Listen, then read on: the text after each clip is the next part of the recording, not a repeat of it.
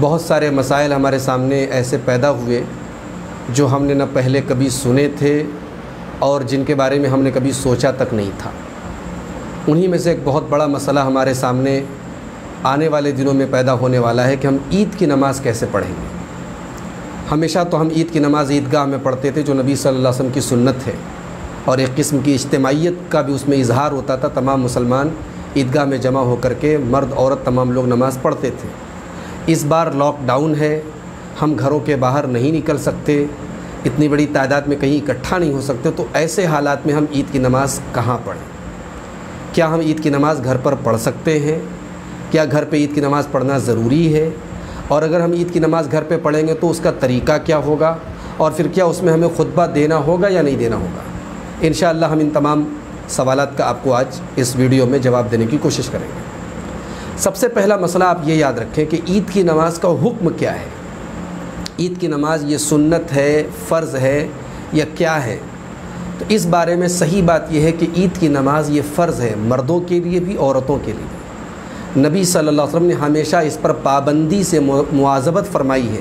آپ ہمیشہ عید کی نماز پڑھتے تھے، اور آپ نے عید کی نماز کے لیے عورتوں کو خاص طور سے نکلنے کا اور لے جانے کا حکم بھی دیا ہے۔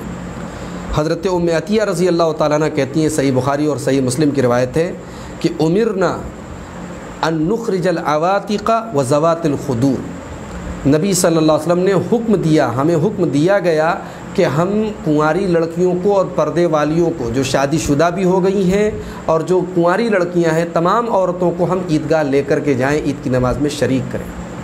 اور صحیح بخاری اور صحیح مسلم کی دوسری حدیث میں یہ الفاظ بھی موجود ہیں کہ نبی صلی اللہ علیہ وسلم سے پوچھا گیا کہ اگر کسی عورت کے پاس جلباب نہ ہو، چادر نہ ہو، تو آپ نے یہ نہیں فرمایا کہ وہ نہ جائے، آپ نے فرمایا لِتُلْبِسَهَا أُخْتُهَا مِنْ جِلْبَابِهَا، اس کی بہن اس کو اپنی جلباب اور چادر دے دے، لیکن وہ عورت عید کی نماز میں شریک ہو۔ تو یہ جو الفاظ ہیں، اتنے سختی کے ساتھ آپ صلی اللہ علیہ وسلم نے جو حکم دیا ہے، یہ اس بات کی دلیل ہے کہ عید کی نماز یہ فرض ہے، مردوں کے لیے بھی عورتوں کے لیے۔ تو یہ پہلا مسئلہ معلوم ہوا کہ عید کی نماز فرض ہے۔ اب ہم عیدگاہ میں تو نہیں پڑھ سکتے اس بار، تو گھر میں ہم یہ نماز پڑھ سکتے ہیں کہ یا نہیں؟ تو یاد رکھیں کہ یہ عید کی نماز ہم گھر پر پڑھیں گے۔ امام بخاری رحمۃ اللہ علیہ کتاب الصلاۃ العیدین، انہوں نے صحیح بخاری میں جہاں عیدین کا چیپٹر قائم کیا ہے، وہاں انہوں نے ایک باب قائم کیا، باب اذا فاتہ العید یصلی رکعتین۔ اگر کسی شخص کی عید کی نماز چھوٹ جائے تو وہ 2 رکعت نماز پڑھے گا۔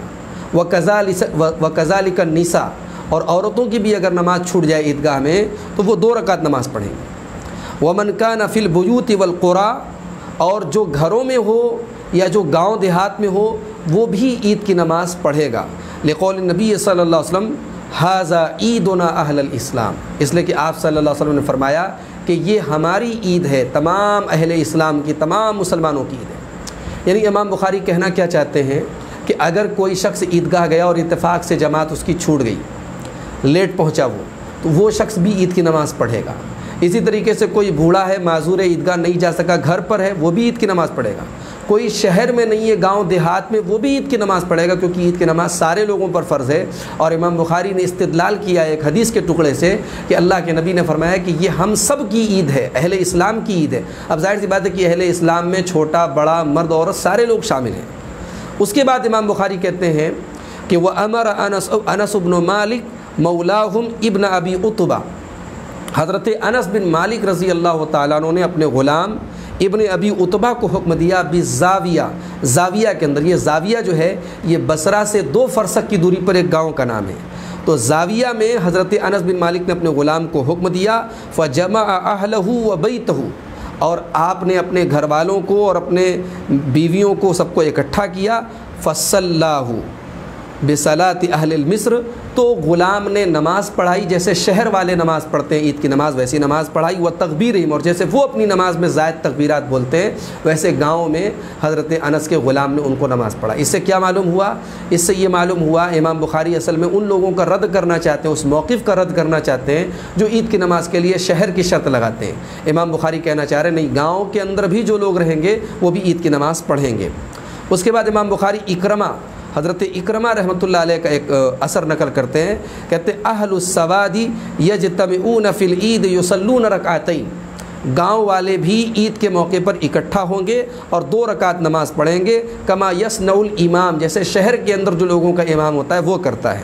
وقال عطا، اس کے بعد امام بخاری حضرت عطا کے قول نقل کرتے ہیں، اذا فاتہ العید صلی رکعتین، اگر کسی شخص کی 2 رکعت نماز چھوٹ جائے، اگر کسی شخص کی عید کی نماز چھوٹ جائے تو وہ 2 رکعت نماز پڑھے گا۔ یہ امام بخاری نے یہ اتنے اقوال جمع کیے ہیں، ان سب کا خلاصہ یہ ہے کہ عید کی نماز فرض ہے، اور گاؤں میں، دیہات میں، شہر میں، ہر جگہ لوگ عید کی نماز پڑھیں گے۔ اگر کسی وجہ سے کسی کی عید کی نماز چھوٹ جائے تو وہ بھی گھر میں 2 رکعت نماز پڑھے گا۔ محترم ناظرین، ہمارے سامنے جو موجودہ حالات ہیں، یہ بات آپ یاد رکھیں کہ ایسے حالات ہمیں احادیث میں کہیں نہیں ملتے۔ یہ جتنے آثار نقل کیے گئے، اور حضرت انس کا جو اثر امام بخاری نے نقل کیا ہے، یہ تو امام بخاری نے تعلیقاً نقل کیا ہے بغیر سند کے، لیکن یہی اثر مصنف ابن ابی شیبہ میں اور سنن کبریٰ للبیہقی کے اندر یہ سند کے ساتھ متصلاً یہ اثر صحیح سند سے منقول ہے، تو اثر بالکل صحیح ہے۔ اور اس سے معلوم ہوا کہ حضرت انس رضی اللہ تعالیٰ عنہ جو گاؤں میں رہتے تھے تو وہاں انہوں نے اپنے گھر والوں کے ساتھ اپنے غلام کے پیچھے عید کی نماز پڑھی۔ تو موجودہ حالات میں جو ہمارے سامنے سچویشن ہے، ہماری عید کی نماز عیدگاہ میں چھوٹ نہیں رہی ہے، بلکہ عیدگاہ میں آلریڈی نماز ہو ہی نہیں رہی ہے، تو ایسے موقع پر بھی ہم اور آپ عید کی نماز اپنے اپنے گھروں میں 2 رکعت پڑھیں گے۔ طریقہ کیا ہے؟ طریقہ وہی ہے جو عام طور سے عید کی نماز کا ہوتا ہے۔ ہم عید اور بقرعید کی نماز جیسے عیدگاہ کے اندر اپنے امام کے پیچھے پڑھتے ہیں، ویسے ہی ہم گھر میں پڑھیں گے۔ طریقہ کیا ہے کہ 2 رکعت نماز پڑھیں گے، اور پہلی رکعت میں تکبیر تحریمہ کے بعد 7 بار ہم زائد تکبیر، ایکسٹرا 7 بار تکبیر بولیں گے۔ اللہ اکبر کہہ کر کے ہم ہاتھ باندھیں گے، اور اس کے بعد ہم 7 بار تکبیرات زائد، اللہ اکبر اللہ اکبر اللہ اکبر، ہم 7 ٹائم اس کو بولیں گے، اور اس کے بعد سورہ فاتحہ، دعائے ثنا پڑھیں گے، سورہ فاتحہ پڑھیں گے، اور اس کے بعد آگے میں بتاؤں گا کہ سورہ اعلیٰ اور سورہ غاشیہ اللہ کے رسول صلی اللہ علیہ وسلم کی سنت ہے، وہ دونوں صورتیں ہم جو ہے پہلی رکعت میں اور دوسری رکعت میں پڑھیں گے۔ تو پہلی رکعت میں تکبیر تحریمہ کے بعد 7 ایکسٹرا تکبیر، اور دوسری رکعت میں جب اٹھیں گے تو دوسری رکعت کے شروع میں 5 جو ہے زائد تکبیر، اس طریقے سے ٹوٹل 12 زائد تکبیرات ہم عید کی نماز میں پڑھیں گے۔ حضرت کثیر بن عبداللہ بن عمرو بن عوف اپنے باپ سے اور وہ اپنے دادا سے روایت کرتے ہیں، ان رسول اللہ صلی اللہ علیہ وسلم کبر فی العیدین 7 فی الاولیٰ و 5 فی الآخرہ، کہ اللہ کے نبی صلی اللہ علیہ وسلم نے عیدین کے اندر، عیدین کی نماز میں یعنی عید اور بقرعید کی نماز میں پہلی رکعت میں 7 بار اور دوسری رکعت میں 5 بار آپ نے زائد تکبیرات کہی ہیں۔ یہ ابن ماجہ کی حدیث نمبر 1057 1057 نمبر کی حدیث ہے، اور حدیث بالکل صحیح ہے۔ تو یہ عید کی نماز کا طریقہ ہے، یعنی عام نماز کی طرح ہی 2 رکعت پڑھیں گے، بس اس میں تھوڑا سا الگ یہ ہے کہ پہلی رکعت میں 7 مرتبہ زائد اللہ اکبر بولیں گے، اور دوسری رکعت میں 5 مرتبہ، یعنی ٹوٹل 12 مرتبہ ہم زائد تکبیرات بولیں گے، ایکسٹرا تکبیرات بولیں گے۔ قرأت کیا کریں گے؟ پہلی رکعت میں سورہ اعلیٰ پڑھیں گے، دوسری رکعت میں سورہ غاشیہ پڑھیں گے۔ حضرت نعمان بن بشیر رضی اللہ تعالیٰ عنہ کہتے ہیں کہ اللہ کے رسول صلی اللہ علیہ وسلم عیدین میں اور جمعہ میں سبح اسم ربک الاعلیٰ اور هل اتاک حدیث الغاشیہ پڑھتے تھے۔ یہ ابن ماجہ، ترمذی اور ابو داؤد کی صحیح روایت ہے۔ اگر مان لیجئے بہت سارے گھروں میں لوگوں کو یہ صورتیں یاد نہیں ہوں گی، سورہ اعلیٰ اور سورہ غاشیہ اگر یاد نہیں، تو جو بھی صورتیں یاد ہوں، سورہ اخلاصی آپ کو یاد ہو، سورہ فلقی یاد ہو، سورہ ناسی یاد ہو، جو یاد ہو وہ پڑھ لیں آپ اپنی آسانی کے لیے۔ ایک مسئلہ اور یاد رکھیں کہ اس عید کی نماز کے بعد خطبہ ہم دیں گے یا نہیں دیں گے۔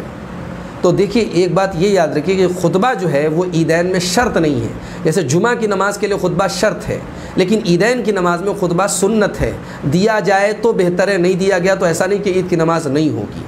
تو موجودہ حالات میں جن گھروں میں علماء ہیں یا جن گھروں میں ایسے لوگ ہیں جو 5-10 منٹ کھڑے ہو کر کے کچھ نصیحت کی بات، دین کی بات کر سکتے ہیں تو خطبہ دے دیں۔ اگر خطبہ نہیں بھی دیتے ہیں تو کوئی حرج کی بات نہیں ہے۔ جن گھروں میں خطبہ دینے کے لائق لوگ نہ ہو وہ پریشان نہ ہوں، ادھر ادھر سے لوگوں کو بلانے کی کوشش نہ کریں، پریشان نہ ہوں، تکلف نہ کریں۔ اور یہ بھی یاد رکھیں کہ جن روایتوں میں عید کی نماز چھوٹنے پر 2 رکعت نماز کا ذکر ہے اس میں خطبہ کا ذکر نہیں ملتا، اس لیے بہت سارے علماء یہ بھی کہتے ہیں کہ خطبہ نہ دیا جائے۔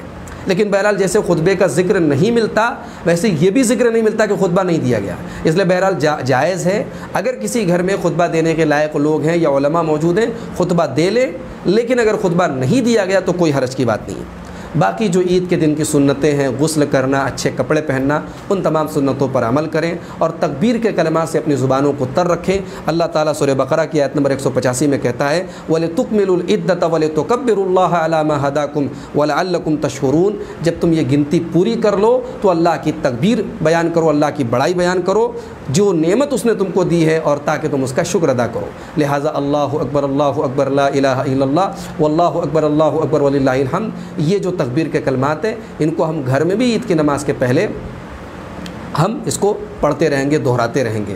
تو یہ عید کی نماز کے تعلق سے لاک ڈاؤن کے اندر یہ چند باتیں تھیں۔ آئیے ہم اللہ سے دعا کریں، اللہ تعالیٰ ہمیں سنت کے مطابق عید کی نماز کو اپنے گھروں میں سکون اور شانتی کے ساتھ ادا کرنے کی توفیق عطا فرمائے۔ ساتھ میں آپ سب سے یہ گزارش کروں گا کہ اللہ کے واسطے لاک ڈاؤن اگر یہ جاری رہے گا تو آپ اس کی پابندی کیجئے گا، قطعاً آپ اس کی مخالفت مت کیجیے اور کہیں بڑی جماعت بنا کر کے اکٹھا ہونے کی کوشش مت کیجیے۔ بیماری سے بچنے کا بھی یہی تقاضا ہے اور ہماری مصلحت اور ہماری بھلائی بھی اسی میں ہے۔ ملک کا جو فرقہ پرست میڈیا ہے وہ ہمارے اوپر نشانہ بنانے کے لیے تیار ہے، ہماری ایک غلطی سے وہ چنگاری کو آگ بنا سکتا ہے۔ اس لیے ہمیں بہت ہوشیار اور محتاط رہنے کی ضرورت ہے اور خود اپنے آپ کو ہلاکت میں، اپنے آپ کو اور اپنی قوم میں ڈالنے سے ہمیں اور آپ کو بچنا چاہیے۔ اللہ تعالی ہم سب کو اس کی توفیق عطا فرمائے، آمین۔ وآخر دعوانا ان الحمد للہ رب العالمین۔